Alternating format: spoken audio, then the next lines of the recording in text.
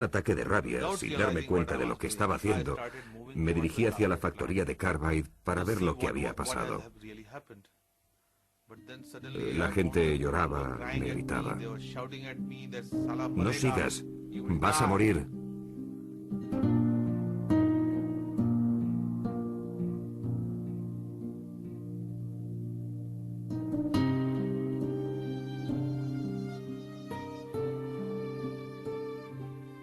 Mientras la gente se desplomaba en las calles, el Naga Baba, un santón que vivía a la sombra de un tamarindo y que estaba acostumbrado por sus ejercicios de ascesis a respirar solo una vez de cada 3 o 4 minutos, apenas inhaló los vapores de la nube que pasaba, mientras a su alrededor sus vecinos caían como moscas. Fue el único superviviente de su barriada.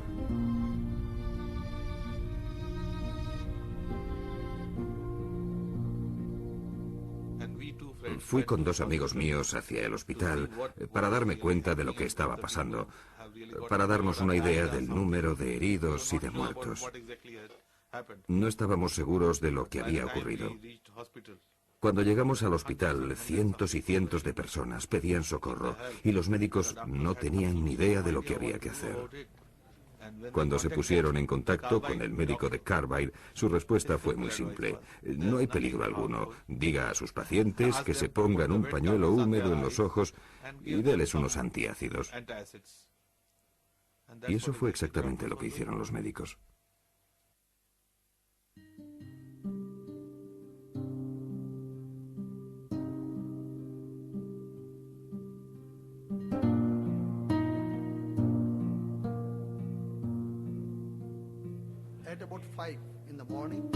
Hacia las 5 de la madrugada, el profesor Hires Chandra, que entonces era director de este departamento, vino a mi casa para decirme que fuese corriendo al hospital, que el número de heridos superaba lo que uno podía imaginar.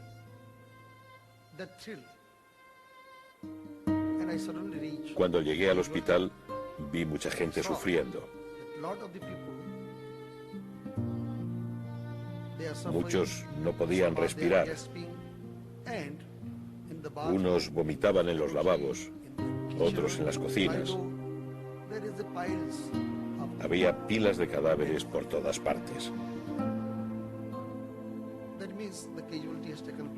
Había una cantidad tremenda de heridos, presas de pánico.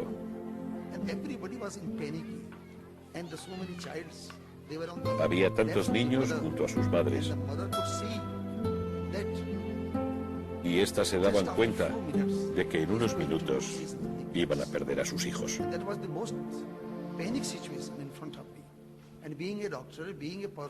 Era aterrador. Y era frustrante, porque siendo un médico de aquí, de Bhopal, no podía hacer nada, ya que no sabíamos cuál era el agente venenoso, cuáles eran los efectos, cuál era el antídoto.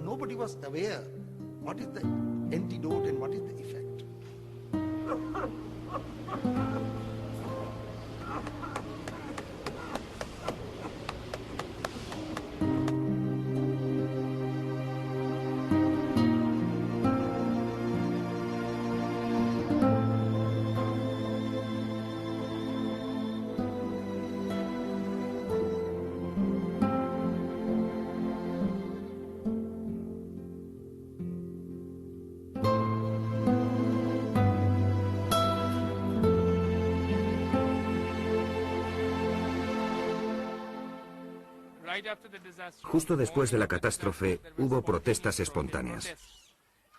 Vecinos de los alrededores se acercaron a la entrada de la fábrica porque estaban seguros de que dentro había empleados y altos cargos. Querían incendiar la fábrica, secuestrar a los responsables. Asustados, los empleados de Carbide que estaban en el interior lanzaron el mensaje de que otro escape estaba a punto de producirse. Entonces la gente huyó.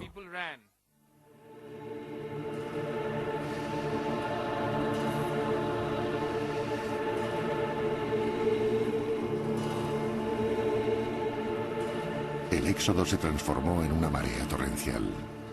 Empujada por el miedo, La gente abandonó sus casas y chabolas en carros de búfalos, en motocicletas, en bicicleta, en camión o incluso a pie.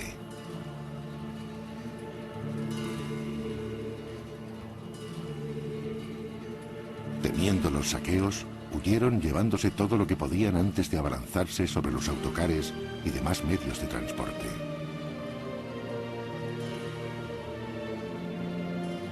La estación de ferrocarril fue asediada. Los vagones, invadidos por racimos de seres humanos, amontonados en las techumbres, recordaban las siniestras imágenes de otra tragedia, la partición de la India. Bhopal había perdido la razón. La mañana del 3 de diciembre de 1984, el mundo despertaba horrorizado con la noticia de la tragedia.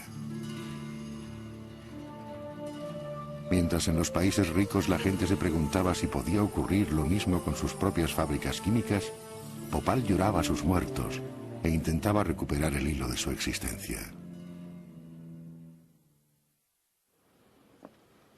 Para luchar contra el olvido, el Dr. Satpathy ha transformado la última planta del Hospital Hamidia de Bhopal en un museo de la catástrofe. Los bocales llenos de formol contienen los hijos no nacidos de las madres que cayeron fulminadas durante esa noche apocalíptica. Para que los familiares pudieran localizar a las víctimas, el médico forense mandó fotografiarlas e inscribió un número al pie de cada foto.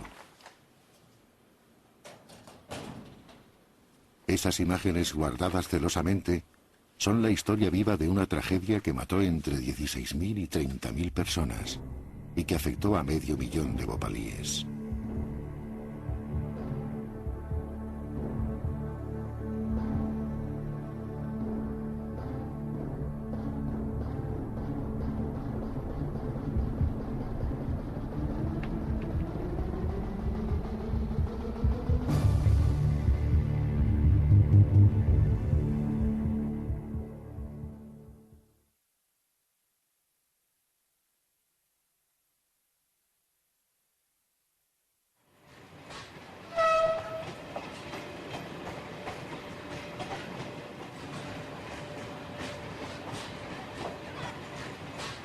Los trenes de la India son un camino real para descubrir el país, para vivir con la gente, para pasar ratitos con personas extraordinarias.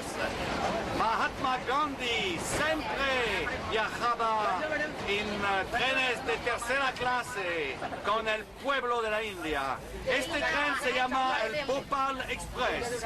Estamos viajando a la ciudad de los Begum, la ciudad de Bhopal.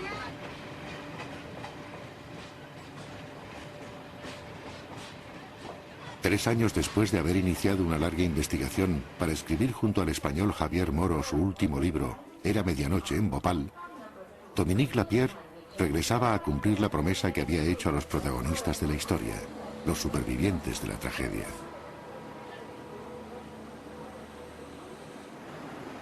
Les había prometido que rescataría del olvido la memoria de lo que había pasado, que haría todo lo posible para que el mundo no les olvidase nunca, y que dedicaría parte de sus derechos de autor a aliviar los sufrimientos de las víctimas.